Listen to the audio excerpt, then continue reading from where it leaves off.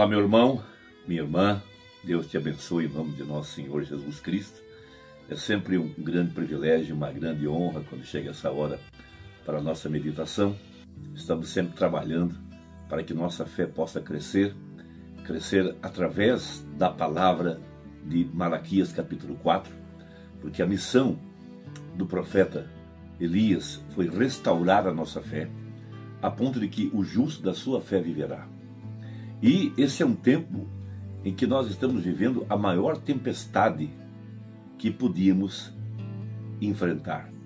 Uma tempestade de incredulidade, uma tempestade da quebra dos valores cristãos, uma tempestade de todo tipo de guerra, de todo tipo de acontecimentos na natureza, vulcões, terremotos, pragas, fome, guerras e tantas coisas, de acordo com Mateus 24. E esse é o dia em que a Bíblia chama de o dia mau. Esse é o dia em que Satanás é o Deus dessa era maligna.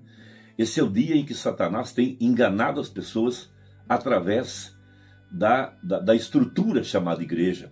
De acordo com a Bíblia, em Apocalipse 3, esse é o tempo da era de Laodiceia. Uma igreja cega, miserável, pobre e nua, e o pior, não sabe porque está cega. Veja, Satanás é o Deus dessa era maligna, e ele cegou o entendimento das pessoas. E ele o fez através do engano religioso. Veja, esse é o tempo em que Satanás está cavalgando o cavalo amarelo. É a mistura do branco, do vermelho e do preto. Ele juntou todos os seus poderes aqui no tempo do fim para trazer a morte espiritual. Essa é a última praga que cairia sobre a humanidade. A morte espiritual. Veja, e ele tem feito isso através do engano religioso. Por isso esse é o tempo chamado de Babilônia, de acordo com Apocalipse 13 e Apocalipse 17. Babilônia quer dizer confusão. Veja, é o tempo de todo tipo de igreja, de todo tipo de credo, de todo tipo de religião. Mesmo aquelas que não sustentam a palavra, não sustentam a Bíblia. É o tempo do engano, de acordo com 2 Tessalonicenses. O tempo da apostasia, onde Satanás levaria todos à adoração à imagem da besta. Veja, o mundo está se preparando para cair no controle da besta. Veja, ele dominará todo o sistema econômico, todo o sistema religioso, veja, a ponto de que ninguém vai comprar nem vender sem estar marcado com a marca da besta. Esse controle está sendo provocado por Satanás, por sua mente maligna, provocado através de homens que ele está manipulando e usando para trazer os seus propósitos ao cumprimento. Veja, a meta de Satanás é ser adorado como Deus. Ele quer sentar no trono, no templo de Deus e ser adorado como Deus. E de acordo com a profecia, ele alcançará o seu intento. Veja, e ele está manipulando as mentes das pessoas, manipulando a ciência, manipulando a política, manipulando a religião, para trazer isso tudo à sua meta final, que é ser adorado como Deus, de acordo com a profecia de Ezequiel e de Isaías. Então esse é o tempo apontado pela Bíblia como o dia mau. Então nós temos muitas razões para buscar o fortalecimento do homem interior. Por isso o apóstolo São Paulo escreve aos Efésios capítulo 6, a partir do verso 10. No demais, irmãos meus, fortalecei-vos no Senhor e na força do seu poder. Veja, revesti-vos de toda a armadura de Deus, para que possais estar firmes contra as astutas ciladas do diabo. Veja, astutas ciladas do diabo. Porque não temos que lutar contra a carne e o sangue, mas sim contra os principados, contra as potestades, contra os príncipes das trevas deste século, contra as hostes espirituais da maldade nos lugares celestiais. Veja, portanto, tomai toda a armadura de Deus para que possais resistir no dia mau. não dias males, mas no dia mau. E havendo feito tudo, ficar firmes. Então, esse é o dia em que a Bíblia chama esse dia de o dia mau. Porque Satanás tem concentrado todos os seus poderes e todo o seu engano aqui no tempo do fim, a ponto de que chegou no caos, aonde a Bíblia chama de confusão, Babilônia. Esse é o tempo de falsos profetas, falsos ungidos, falsos cristos. Esse é o tempo da grande meretriz de Apocalipse 17 e suas filhas. É o tempo das prostituições espirituais, aonde todo o engano religioso é praticado nos 4 cantos da terra. Veja, Satanás se escondeu no sistema chamado igreja para poder enganar as pessoas. Ele é o anticristo, ele é o falso profeta, atrás de todo dogma, toda teologia, toda ideologia, toda filosofia, toda psicologia, todo tipo de credo contrário à verdade da palavra. Então, nós temos que nos conscientizar dessa grande verdade. Temos que nos fortalecer no Senhor e na força do seu poder. E quando Deus quis fortificar a sua igreja, aqui no tempo do fim, de acordo com a profecia, o projeto de Deus foi tornar sua palavra carne nas nossas vidas, escrevê-las nas tábuas de carne do nosso coração. Por isso, temos a grande profecia de que a verdadeira igreja, de acordo com Joel 2:28, seria batizada com o Espírito Santo. Veja, Deus mesmo, em forma de Espírito, viria para habitar em carne humana. Veja, por isso Jesus disse, minhas palavras são espírito e vida. Veja, essa palavra se tornaria carne aqui, no tempo do fim, nas nossas próprias vidas. Deus fortificaria a sua igreja, fazendo a palavra manifestar-se através de seres humanos, da igreja, do seu corpo. Por isso a igreja está representada em Maria.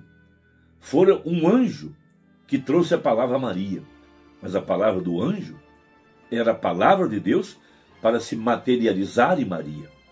Da mesma forma, a verdadeira igreja é visitada pelo anjo de Malaquias 4. Veja, mas a palavra do anjo é a palavra de Deus para se materializar. Veja, na senhora eleita, na virgem prudente, na esposa de nosso Senhor Jesus Cristo. A exemplo de Maria, a verdadeira igreja seria uma virgem para a palavra. Por isso, a ordem é, fortalecei-vos no Senhor e na força do seu poder. Veja, uma outra razão pela qual nós devemos nos fortalecer é porque esse é o tempo da grande apostasia, do abandono da fé. Veja, pessoas abandonariam a palavra de Deus, abandonariam a fé na verdade da palavra manifestada através da mensagem de Apocalipse 10:7.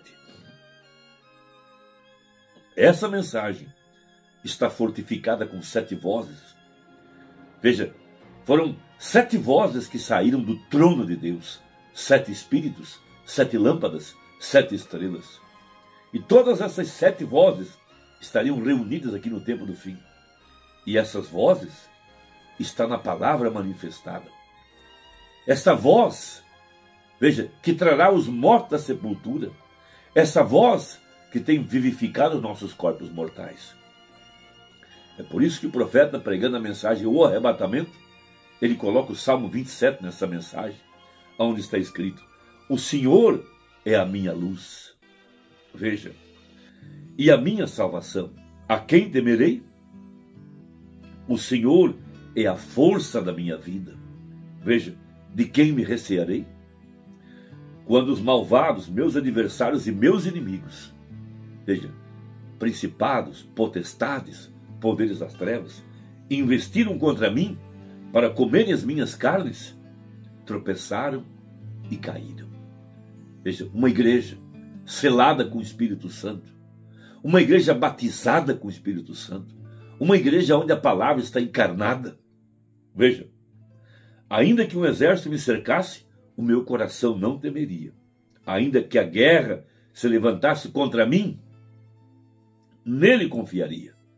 Veja, não temos que lutar contra carne e sangue, mas contra os poderes das trevas. Veja, uma coisa pedi ao Senhor e a buscarei, que possa morar na casa do Senhor todos os dias da minha vida, para contemplar a formosura do Senhor e aprender no seu templo. Por quê? Porque no dia da adversidade me esconderá no seu pavilhão, no oculto do seu tabernáculo me esconderá, por-me-á sobre uma rocha. Veja, uma igreja consagrada, uma igreja que está congregando, assentada em lugares celestiais, contemplando a formosura do Senhor, aprendendo no seu santo templo, veja, se enchendo da força do seu poder, que é a palavra manifestada para este dia. Então, aqui está o nosso segredo. Veja, permanecer com essa mensagem. Veja, a exemplo de Sansão, veja, um anjo veio aos pais de Sansão, e o anjo trouxe a mensagem. Veja, a mensagem para trazer a Sansão que tipo de vida, que tipo de comida, que tipo de alimento, que tipo de separação ele deveria ter. Um nazireu é uma pessoa completamente separada. Ele tinha que viver da palavra que o anjo lhe trouxe. Por isso a verdadeira igreja está representada em Sansão. Ele tinha 7 tranças em sua cabeça. Veja, e Dalila trabalhou até que ela descobriu de onde vinha a sua força. Hollywood tentou de mostrar Sansão como um homem musculoso, mas Sansão não tinha uma força bruta. A força não estava em seus músculos, a força tampouco estava em seu cabelo. Sua força vinha de que ele era separado para a palavra e de que ele era ungido para operar o plano preordenado por Deus para o seu dia, que era derrotar o inimigo, derrotar os filisteus, que estavam escravizando e dominando e subjugando o povo de Deus. Veja, mas ele, a exemplo da igreja de hoje, veja, ele foi enganado por Dalila. A igreja de hoje tem sido enganada pelo mundo. Veja, e o trabalho de Satanás é tirar a igreja de trás dessa mensagem que veio pelo anjo de Malaquias 4. Nossa força está em guardar essa mensagem, que é a palavra do anjo.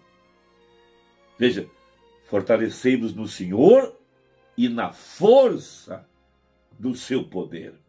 Por isso que quando Deus deu aos nossos pais, lá em Gênesis, as armas, veja, aquelas armas que Deus deu aos nossos pais, elas serviriam do Éden até o arrebatamento.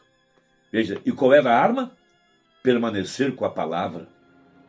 Veja, o conflito entre Deus e Satanás está bem aí. E o trabalho do diabo é levar a igreja a não acreditar na força que tem a palavra. Por isso, vivemos numa geração, de acordo com 2 Timóteo 3, que nega o poder da palavra, nega a mensagem, nega a palavra feita carne. Nossa força vem da palavra escrita e da palavra interpretada. Veja, através do profeta de Malaquias 4, de Apocalipse 10:7. Essa mensagem, elas são as 7 vozes que saíram do trono de Deus. A palavra falada. A palavra é viva e eficaz. A palavra que tem poder para transformar. Tem poder para derrotar o diabo. Tem poder para nos levar à fé de arrebatamento. Tem poder para nos mudar de dimensão. Tem poder criativo. Esta é a palavra que tem vindo a nós através do anjo de Malaquias 4. Meu irmão e minha irmã, medite nisso e que Deus te fortaleça, que Deus te abençoe, no poderoso nome de nosso Senhor Jesus Cristo. Veja se sua inscrição está ativa. Veja, aperta o sininho para que você possa receber novas mensagens. Deixe o seu comentário. Que Deus te abençoe, em nome de Jesus. Amém.